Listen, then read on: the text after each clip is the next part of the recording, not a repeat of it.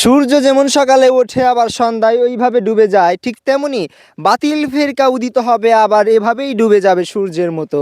কারণ তাদের এই ক্ষমতা কখনোই দীর্ঘস্থায়ী হবে না। এই মাজার বিরোধী, অলিয়া উলিয়া বিরোধী, আহলে সুন্নাত ওয়াল জামাতের আকীদা বিরোধী বাতিল ফেরকারা ৫ই আগস্টের পূর্বে যেইভাবে আল্লাহর ওলিদের মাজারে আক্রমণ করেছিল, তাদের এই আক্রমণের জবাবটা আহলে সুন্নাত ওয়াল জামাতের মানুষজন গতকালকে ব্যালটের মাধ্যমে দিয়েছে জবাব। তারপরেও যারা গিয়েছেন সংসদে বা যাবেন, তারা যদি ভবিষ্যতে ভবিষ্যতে যদি আবার ওই দুঃসাহস দেখান, অলি আউলিয়াদের মাজার ভাঙার নির্দেশ দেন, আল্লাহর ওলিদের দরবারে হামলা করেন, আপনাদের এই জবাব কিন্তু বাংলার জনগণ আবার দিবে। এই সূর্য যেমন ডুবে যায় না, ঠিক সেভাবেও আপনারা ডুবে যাবেন। আওয়ামী লীগ ১৭ বছর ছিল, তারা চিরস্থায়ী হতে পারে নাই, আপনারাও চিরস্থায়ী হতে পারবেন না।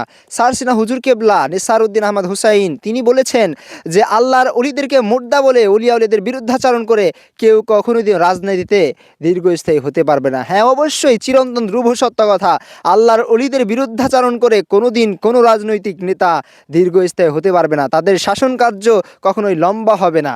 ইনশাল্লাহ এটা মনে রাখবেন, এটা বাস্তবায়িত হবেই। কাজেই আপনারা অতীতের শিক্ষা থেকে শিক্ষা নেন, আল্লাহ অলিদের দুশ্মনী করতে যাবেন না, অলিদের দরবারে হিট করতে যাবেন না। যদি পারেন দেশের মানুষকে নিরাপত্তা দেন, অলিদের পক্ষে কথা বলেন।